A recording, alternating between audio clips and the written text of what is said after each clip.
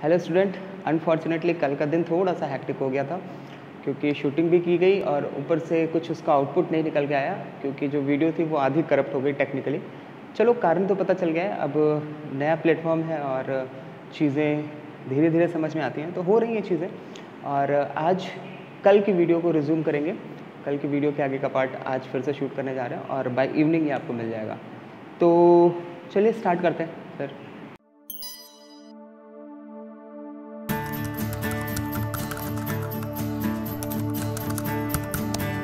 सबसे पहला जो तरीका होता है उसे हम कहते हैं कंडक्शन। कौन सा तरीका? कंडक्शन। ये प्रोसेस आपने हीट वाले प्रोसेस सेक्शन में भी पढ़ा होगा क्लास 11th में। इनकेस अगर नहीं पढ़ा तो भी आपको परेशान होने की ज़रूरत नहीं है, ये हम बता देंगे आपको। दूसरा तरीका होता है इंडक्शन। दूसरा तरीका क्या होता है? इंडक्शन। तीनों की अपनी अपनी खूबियाँ होती हैं और ये तीन तरीके हैं। जो तीसरा तरीका होता है इसे हम कहते हैं फ्रिक्शन। क्या कहते हैं? फ्रिक्शन। फ्रिक्शन कह लो या फिर इसे हम रबिंग भी कह देते हैं, ठीक है। अच्छा, अब ज़रा ध्यान देने वाली बात है वो यहाँ पे है कि इंडक्शन और रबिंग ये कंडक्टर्स में भी होते हैं, कंडक्टर्स में भी होते हैं और इंसुलेटर्स में भी होते हैं, ठीक है। लेकिन ये जो हमारा कंडक्शन का प्रोसेस है ये सिर्फ और सिर्फ कंडक्टर्स में होता है, ठीक है। तो एक एक करके शुरू करते हैं। डिफाइन कर सकते हैं, it is a method of charging by physical contact. तो किसी भी बॉडी को चार्ज करने के लिए जो फिजिकल कांटेक्ट लिया जाता है, और स्पेशल बात ये याद रखनी है कि उसमें उनके बीच में फ्रिक्शन नहीं होना चाहिए, उनके बीच में रबिंग नहीं होनी चाहिए, रिलेटिव मोशन नहीं होना चाहिए दो चार्जेस के बीच में, ठीक है।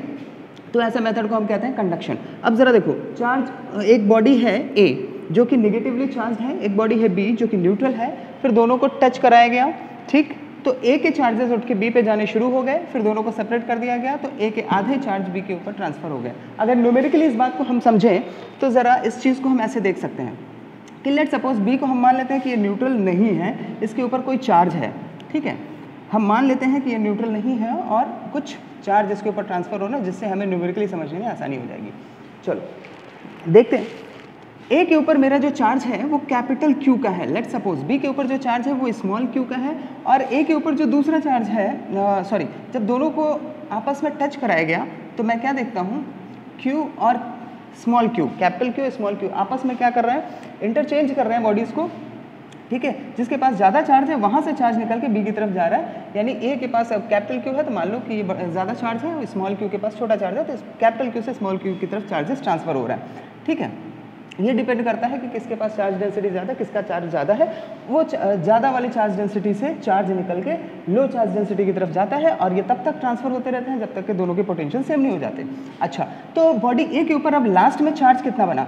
लास्ट में चार्ज बना Q plus small Q by 2, B के ऊपर बना capital Q plus small Q by 2, यानी सेम चार्जेस ट्रांसफर हो गए। अच्छा, इस चीज़ को ध्यान रखना कि बॉडी ए और बॉडी बी है ना, दोनों ही मेटल्स हैं इस कंडीशन में, दोनों ही कंडक्टर्स हैं, इसका मतलब इनके ऊपर चार्ज डेंसिटी बिल्कुल सेम होगी, और दोनों ही देख लो एक तरीके से सिमेट्रिकल हैं, अच्छे तरीके से ये गोले बने हुए हैं। इसका मतलब है कि पूरे चार्ज पूरी बॉडी पे इक्वी डिस्टेंस पे सारे चार्जेस रहेंगे, ठीक है।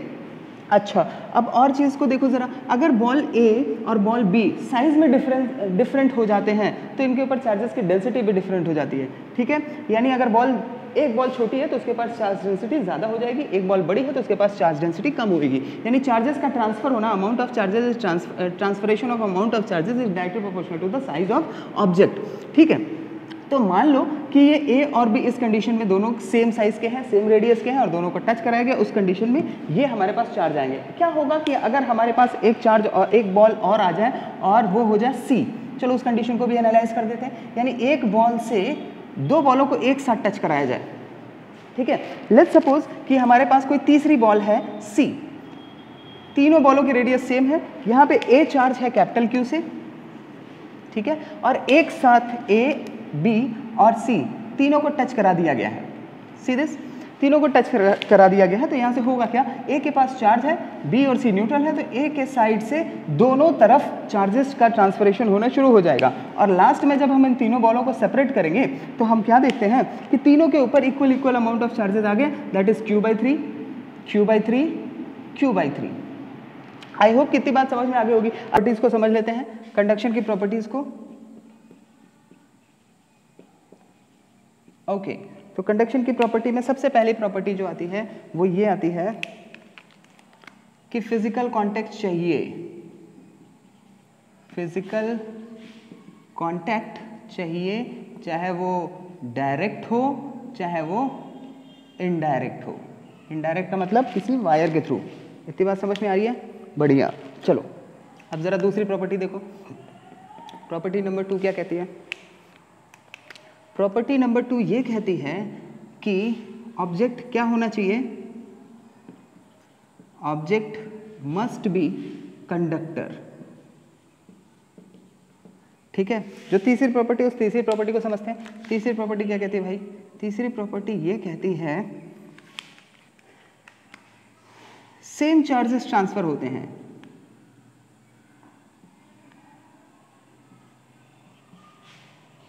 सेम चार्ज ट्रांसफर होते हैं। ठीक है, जो अगली प्रॉपर्टी ये होती है, अगली प्रॉपर्टी क्या कहलाती है? अगली प्रॉपर्टी कहलाती है कि चार्ज डेंसिटी, या कह लो ऐसे, चार्ज डेंसिटी तो हम नहीं कहेंगे, चार्ज ट्रांसफर या transfer charge, charge is directly proportional to the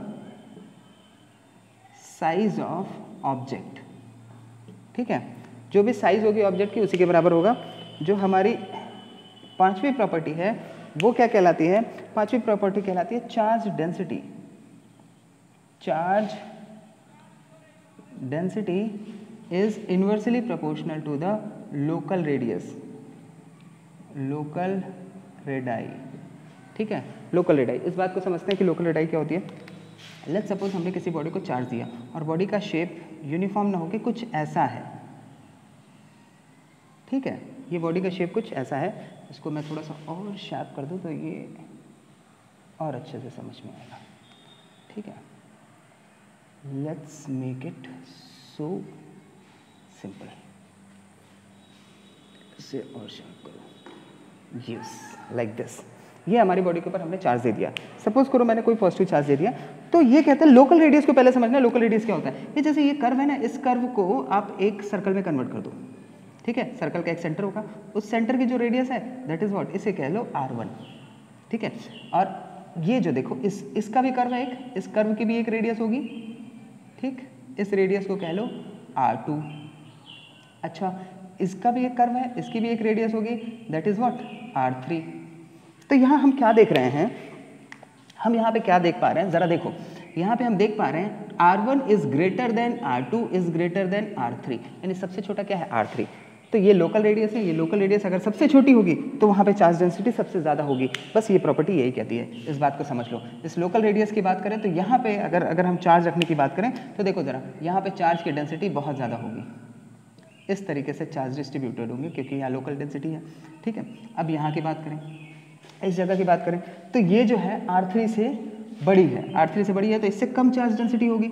हाँ भाई, इससे कम चार्ज डेंसिटी होगी, लेकिन चार्ज डेंसिटी तो है अच्छी खासी। अब ये देखो, ये जो है R1 जो है सबसे बड़ा है, इसका मतलब यहाँ पे चार्ज की डेंसिटी सबसे कम होगी। ठीक है, आप देख सकते हो। इंडक्शन के प्रोसेस में देखिए, इंडक्शन को सबसे पहले कैसे डिफाइन किया जा सकता है? It is a method of charging without contact of a body, यानी बिना छुए किसी बॉडी को हम लोग चार्ज कर देंगे। इस एग्जाम्पल में देखिए ज़रा क्या हो रहा है कि एक रॉड है, इस रॉड को लेट सपोज कि हमने कह दिया रॉड A है और ये बॉल है एक रॉड B। ठीक है, हम इसको ऐसा मान रहे हैं, कि ये दोनों ही कंडक्टर्स हैं। ठीक है, A जो है पॉजिटिवली चार्ज है और B न्यूट्रल है। Number of positive charges is equals number of negative charges. फिर उसके बाद मैं क्या देख रहा हूँ? A और B को एक दूसरे के सामने इंट्रोड्यूस किया जा रहा है। सिर्फ इंट्रोड्यूस किया जा रहा है, इनके बीच में कोई फिजिकल कॉन्टैक्ट नहीं है। देखिए गैप साफ साफ दिख रहा है। अच्छा, अब हो क्या रहा है कि जब B के इतने पास आ जा रहा है तो ये पॉजिटिव चार्जेस इसके अंदर के नेगेटिव चार्जेस को अपने साइड में खींच ले रहे हैं। ठीक है, तो नंबर ऑफ नेगेटिव चार्जेस इसके पास इकट्ठे हो जा रहे हैं। यहाँ पे नेगेटिव चार्जेस की चार्ज डेंसिटी ज़्यादा हो जा रही है और पॉजिटिव चार्जेस रिपल करके एक साइड में चले जा रहे हैं। ठीक है, सारे चार्जेस के साथ तो कुछ ऐसा नहीं हो रहा, हो सकता है आपस में कुछ बाउंड हो तो बीच में या मिक्स तरीके से ये रहते भी हैं।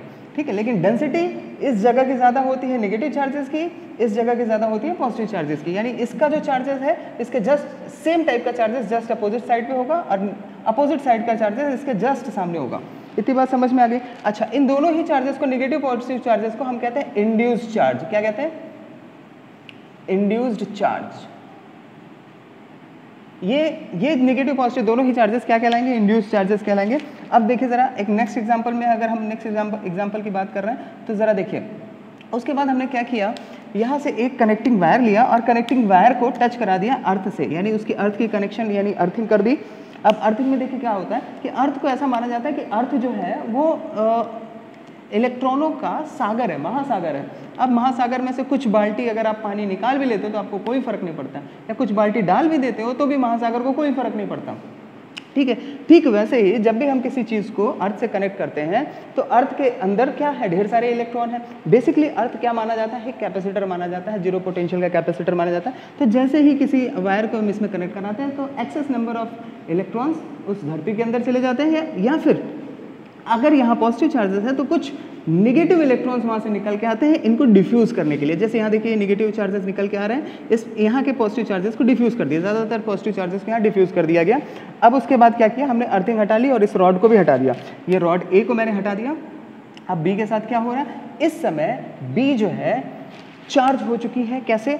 नेगेटिव चार्जेस ज़्यादा हो गए, पॉजिटिव चार्जेस ज़्यादातर डिफ्यूज हो चुके हैं अर्थ के कनेक्शन की वजह से, तो कुछ पॉजिटिव चार्जेस बचे हैं, लेकिन नंबर ऑफ नेगेटिव चार्जेस इसके पास ज़्यादा हो गए, इसलिए हमारी बॉडी क्या हो गई है?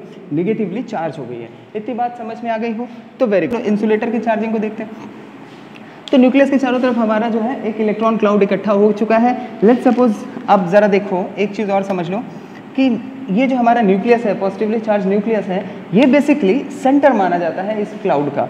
तो अगर हमने यहाँ पे कोई चार्ज इंट्रोड्यूस कर दिया, सपोज Q चार्ज इंट्रोड्यूस कर दिया, और Q है मेरा पॉजिटिव चार्ज, ठीक है, Q पॉजिटिव चार्ज है, तो उस कंडीशन में अब देखो इस न्यूक्लियस के साथ क्या होगा, ये Q चार्ज क्या करेगा, न्यूक्लियस को डिफॉर्म करेगा, या न्यूक्लियस को तो नहीं, इसके स्ट्रक्चर को, इस एटम के स्ट्रक्चर को डिफॉर्म करेगा, यानी इलेक्ट्रॉन क्लाउड बेसिकली इस फॉर्मेट में हो जाएगा। अभी तक तो ये सर्कुलर था, अब ये इलेक्ट्रॉन क्लाउड इस तरीके से हो गया, ये इलेप्टिकल शेप में हो गया, क्योंकि ये इलेक्ट्रॉन क्लाउड नेगेटिव क्लाउड है और ये पॉजिटिव वाले Q चार्ज के साथ अट्रैक्ट होना चाहता है। तो ये सारे के सारे एक तरफ आने लगे और हमारे पॉजिटिव चार्जेस को कहाँ रख दिया गया? पॉजिटिव चार्जेस को इस जगह पे रख दिया गया, यानी ये पॉजिटिव चार्जेस अभी भी उसी जगह पे है, लेकिन ये क्लाउड घूम के देख लो, ज़रा देख लो, पहले ये सर्कुलर शेप में थे, अब ये इलेप्टिकल शेप में आ चुके हैं। ये सारे क्लाउड अपने आप को डिफॉर्म कर लेते हैं, ये पॉजिटिव चार्ज की वजह से सारे के सारे इसके साइड आ जाते हैं। अगर दूसरे तरीके से हम कहें तो इस नेगेटिव वाले जितने भी क्लाउड, ये जो भी क्लाउड है इलेक्ट्रॉन का क्लाउड, इस क्लाउड का अब जो है ज्योमेट्रिकल सेंटर इस जगह पे कहीं आ चुका है, ठीक है। यहाँ पे पोलरिटी डेवलप हो चुकी है, इसे कहते हैं पोलराइजेशन। इसे क्या कहते हैं? पोलराइजेशन, ठीक। इसी पोलराइजेशन के थ्रू हमारे जितने भी इंसुलेटर्स होते हैं वो भी चार्ज होते हैं। अब इसको हम बेटर के तरीके से इसको समझने की कोशिश करते हैं। एक Q चार्ज ले लिया पॉजिटिव का, सपोज हमारा कोई एक इंसुलेटर है, सपोज हमारे पास कोई एक इंसुलेटिंग बॉडी है, ठीक है। इस इंसुलेटिंग बॉडी के अंदर जब भी हम कोई उसके जस्ट सामने कोई चार्ज रखेंगे तो उस समय कंडीशन में क्या होगा, ज़रा इस चीज़ को देखो, ठीक ऐसा ही स्ट्रक्चर बन जाएगा और ऐसे स्ट्रक्चर में इस टाइप के स्ट्रक्चर बनेंगे जो कि इसके इलेक्ट्रिक फील्ड के डायरेक्शन में ही होंगे, सीधे एंड सीधे। अगर मैं इसको बनाऊं तो ये ऐसे आया, ठीक है, ये थोड़ा सा डिफॉर्म हो जाएगा और ये अपने आप को थोड़ा तिरछा कर लेगा इलेक्ट्रिक फील्ड के डायरेक्शन में।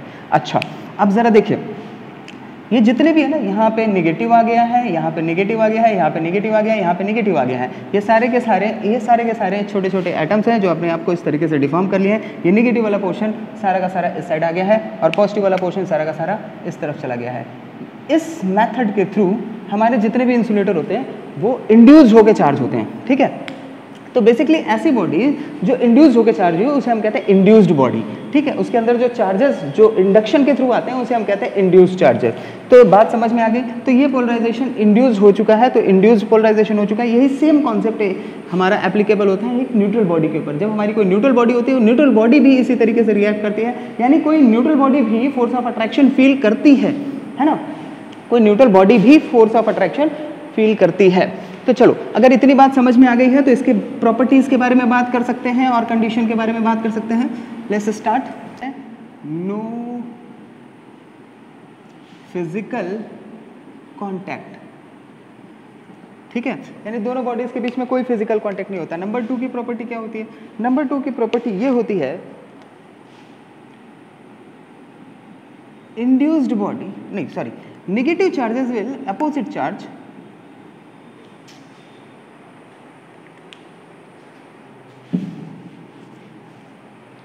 चलिए अब हम बात करते हैं प्रॉपर्टीज की, ठीक है।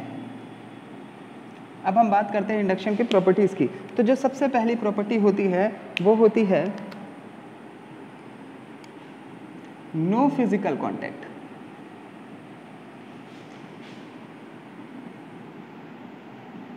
ठीक है, कोई भी, चाहे डायरेक्ट हो चाहे इनडायरेक्ट हो। जो दूसरी प्रॉपर्टी ये होती है कि जो भी इंड्यूस्ड बॉडी होगी उसके ऊपर अपोजिट चार्जेस अपीयर होंगे, अपोजिट चार्जेस,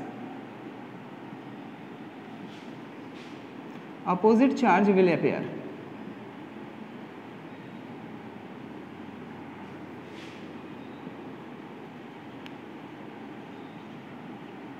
ठीक है, वेरी गुड। जो थर्ड प्रॉपर्टी होती है उस थर्ड प्रॉपर्टी को समझना। थर्ड प्रॉपर्टी ये इंसुलेटर्स में भी हो सकता है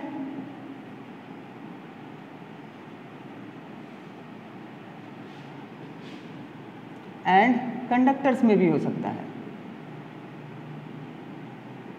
ये जो प्रॉपर्टी होती है ये इंसुलेटर्स में, यानी इस तरीके से चार्ज करना जो होता है ये इंसुलेटर्स में भी हो सकता है और कंडक्टर्स में भी हो सकता है। अच्छा, induced charge on a body, जो लास्ट प्रॉपर्टी है उस चीज को समझना। इंड्यूस्ड चार्ज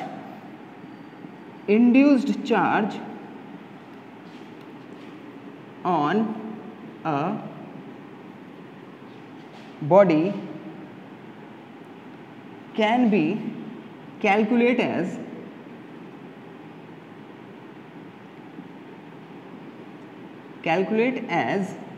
इंड्यूस चार्ज को, अगर सपोज मान लो कि इंड्यूस चार्ज को हमने कह दिया है Q डैश, ठीक है, और मेन चार्ज को हमने कह दिया है Q, यानी जो बॉडी पहले से ही चार्ज थी जिसको लाया गया था इंडक्शन का प्रोसेस कराने के लिए, ठीक है। अब जरा समझना कि ये वो मेन चार्ज है जो बॉडी पहले से ही चार्ज थी, और Q डैश इंड्यूस चार्जेस हैं, यानी चार्ज होने के बाद जो बॉडी के ऊपर चार्ज बचे हैं वो Q डैश है। Q डैश किसके बराबर होता है? इसका एक फॉर्मूला है 1 - 1 अपॉन K।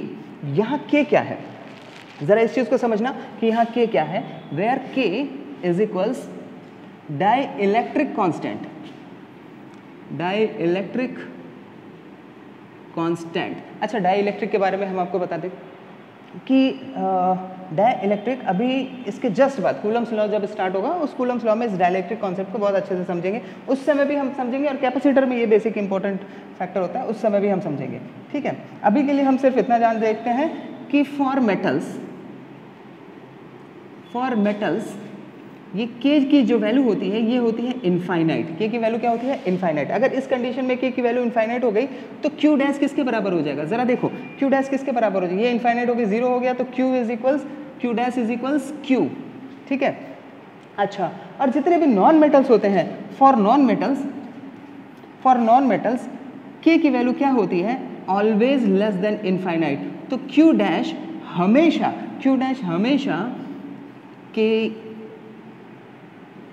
हमेशा कैपिटल Q से छोटा होगा। ये दो कंडीशन आप याद रखना, ठीक है। अच्छा, तो यहाँ से हमारा इंडक्शन का प्रोसेस फिनिश हो रहा है।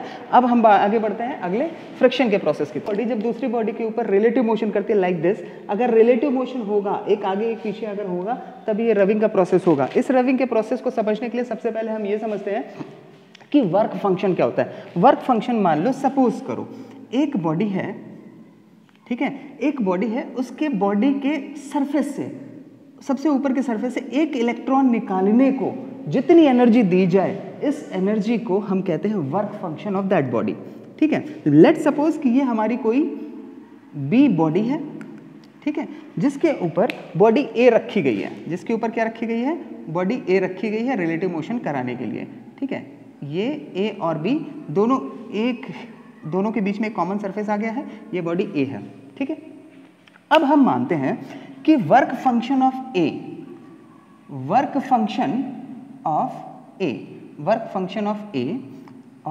वर्क फंक्शन ऑफ बी को समझते हैं। वर्क फंक्शन मैं फिर से बताऊं कि किसी भी बॉडी के सरफेस से एक इलेक्ट्रॉन निकालने को हम कहते हैं work function of that body, यानी कि जितनी एनर्जी रिक्वायर है, minimum energy required to emit one electron from the surface of any body is called work function of that body।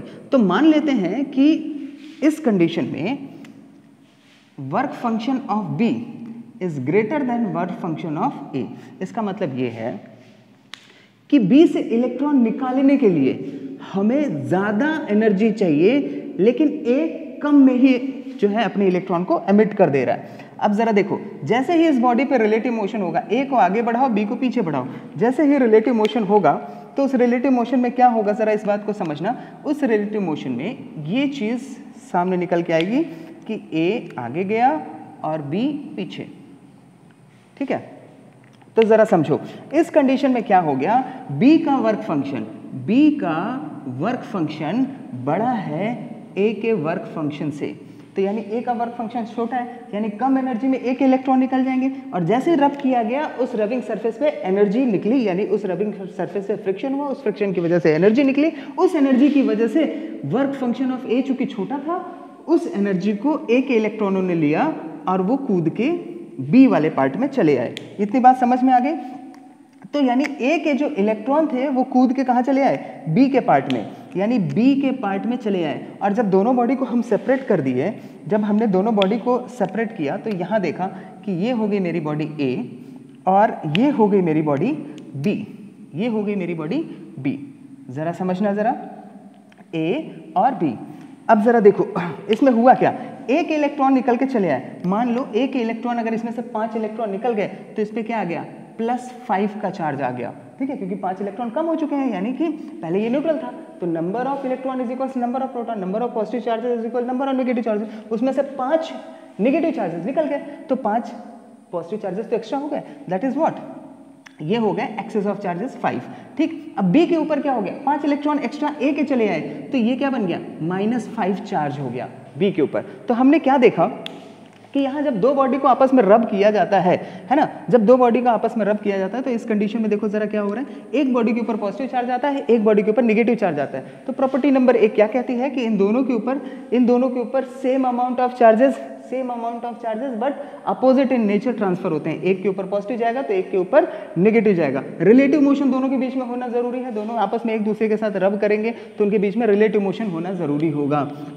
अच्छा, जो तीसरी प्रॉपर्टी है वो ये प्रॉपर्टी ये कहती है कि भैया ये इंसुलेटर्स में भी हो सकता है और कंडक्टर्स में भी हो सकता है, ये किसी भी चीज़ में हो सकता है। यानी फ्रिक्शन एक ऐसा प्रोसेस है जो किसी भी मेटल में हो सकता है या इंसुलेटर्स में हो सकता है, किसी चीज़ में भी हो सकता है। अच्छा, अब यहाँ से समस्या क्या निकली है, ज़रा इस चीज़ को समझना। समस्या ये निकली है कि हम किस चीज़ को किससे रगड़ें तो क्या चार्ज आएगा। हमें कैसे पता चलेगा कि अगली चीज़ नेगेटिव, उसके ऊपर नेगेटिव चार्ज आएगा या उसके ऊपर पॉजिटिव चार्ज आएगा। ये हमारे पास सबसे बड़ी समस्या थी। तो इसके लिए विलियम गिलबर्ट ने काफ़ी अच्छा काम किया था, जिन्होंने इलेक्ट्रोस्कोप का इन्वेंशन किया था। आपको याद है फर्स्ट लेक्चर में जब इंट्रोडक्शन ऑफ चार्ज बात कर रहे थे, है ना। थेल्स के बाद सबसे बाद दूसरी बार 1600 AD में कौन आया था, गिलबर्ट। और गिलबर्ट ने क्या किया था, इलेक्ट्रोस्कोप का खोज किया था, फादर ऑफ इलेक्ट्रिसिटी कुछ लोग इनको कहते हैं। इन्होंने क्या किया था, एक सीरीज बना दी थी, इन्होंने और फ्रैंकलिन ने, इन दोनों का कॉम्बिनेशन कह लो कि कुछ लोग इन्होंने भी बनाई थी, उसके बाद फ्रैंकलिन ने भी आके उसको थोड़ा सा एडजस्ट किया था। इन्होंने कहा था, उस सीरीज में कहा था कि उस सीरीज को पहले देख लेते हैं। सबसे पहले इन्होंने रखा था सीरीज में वूल को। सबसे पहले क्या रखा था, वूल को। हम एक काम करते हैं, हम ऊपर से नीचे की तरफ जाते हैं। सबसे पहले रख दो ग्लास, ये हो गया ग्लास। फिर उसके बाद रखो वूल, ऐसे समझो। फिर रखो सिल्क, ठीक। फिर उसके बाद आ जाता है मेटल। फिर उसके बाद